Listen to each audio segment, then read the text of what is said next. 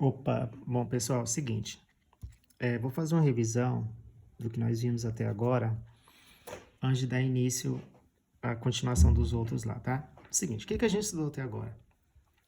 Tratamos das unidades medidas, várias unidades, peso, comprimento, força, litro, a gente deu o exemplo de metragem, qual que é a diferença de metragem para volume.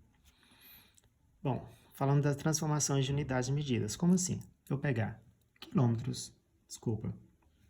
quilograma para grama e de grama para quilograma. Falamos de metro para quilômetro e de quilômetro para metro. Falamos também na unidade de tempo, né? Horas para minuto, minuto para hora, para segundo. E aqui também, ó, minuto para segundo, segundo para minuto. E depois eu falei sobre quilômetros por hora e metros por segundo. Certinho? Bom, depois falamos de quê? O que é a variação de espaço? O que é a situação? O que é o espaço? Então, a gente representava por ΔS, falamos de espaço. Falamos também da variação de tempo, que a gente não dá referência, a gente coloca, né, ΔT. Lembrando que delta significa variação. Lembrando que aqui é o tempo final menos o tempo inicial. Espaço final menos o espaço inicial. Se eu inicio aqui e termino aqui, ó, eu pego o contrário, né? Final menos inicial. Certinho? Bom, e falamos de velocidade média. O que é a velocidade média? É a variação, o espaço percorrido e o tempo gasto. E também falamos de aceleração. O que é a aceleração? A velocidade que ele andou naquele espaço de tempo.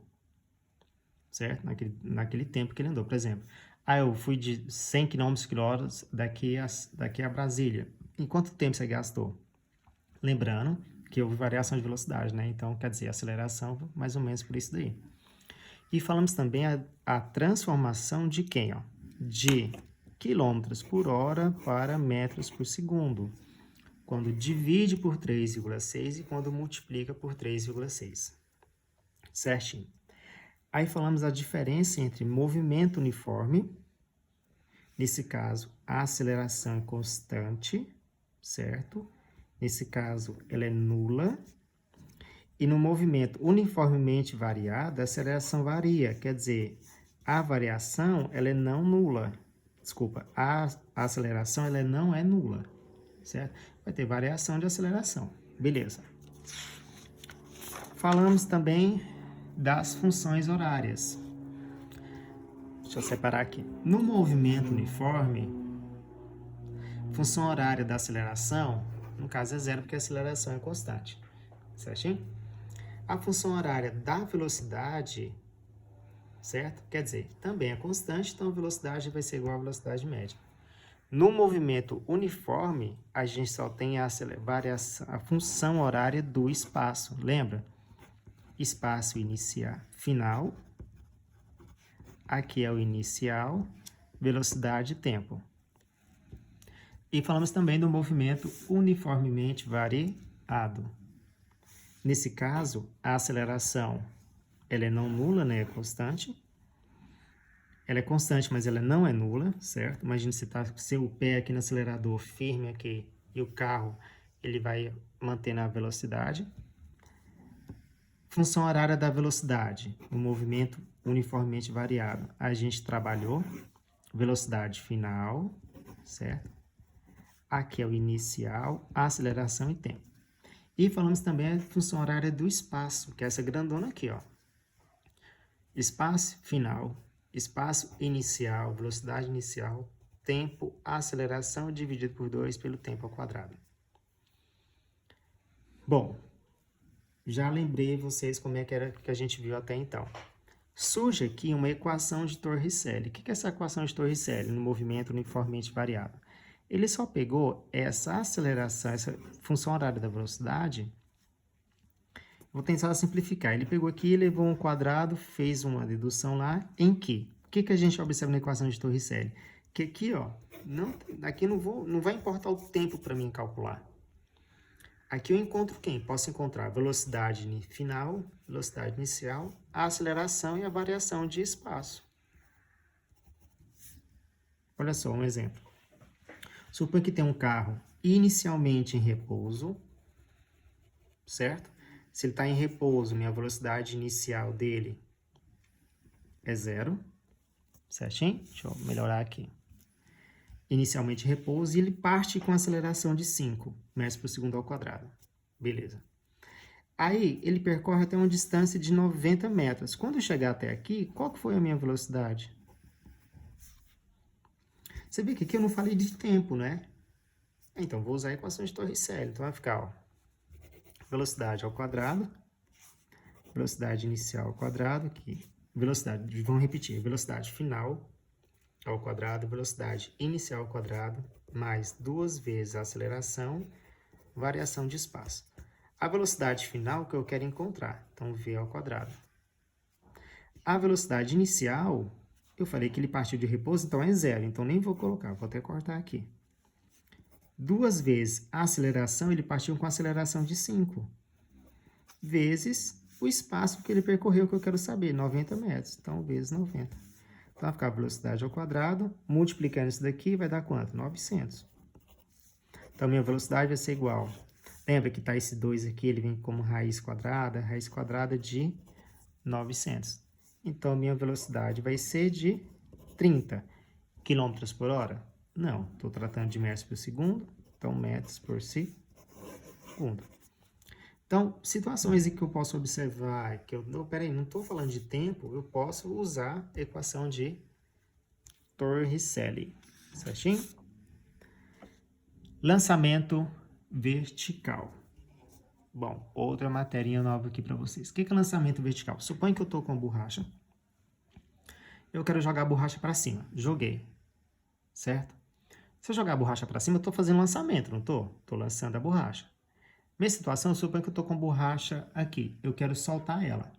Soltei. Também estou fazendo um lançamento vertical. No lançamento vertical, eu tenho que observar o quê? Tempo, altura, velocidade. Nesse caso, eu vou ter a gravidade, que é a gravidade da ação da Terra sobre todo o corpo que tem.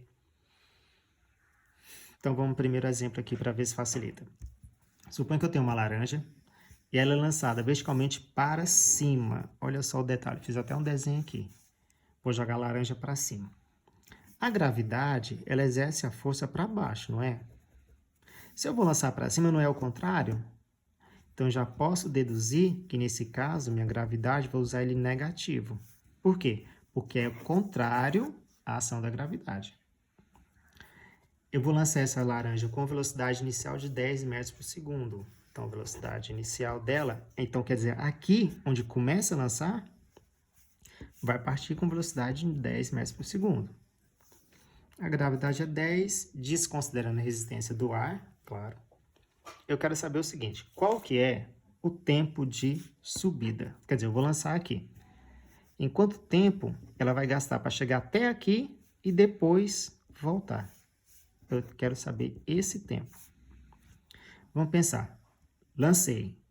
Iniciou com 10, né? Quando ele lança, imagine o seguinte, eu vou lançar a laranja. Quando lança a laranja, ele vai lá em cima, dá tipo uma pausa e depois volta, não é assim? Quando a gente joga algo para cima.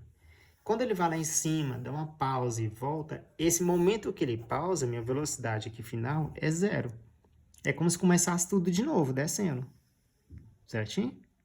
Então, ó, o que eu vou usar? Eu tenho velocidade, tenho a função horária da velocidade. Velocidade inicial, aceleração vezes o tempo. Lembra daquelas formas que nós fizemos aqui, ó?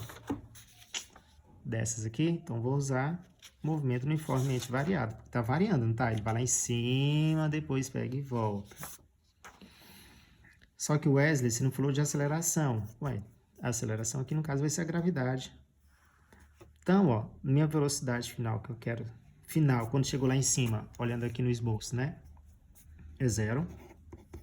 Velocidade inicial partiu com 10. Tá vendo que eu falei aqui, ó, como ele é o contrário, não é? Então, vai ficar menos 10 vezes o tempo. Ó, vou passar o tempo para cá. 10t igual a 10. 10 está multiplicando, passa dividindo. Então, meu tempo foi de 1 segundo. Certinho? Então, peraí, de novo. Ué, a aceleração nesse caso vai ser a gravidade, beleza.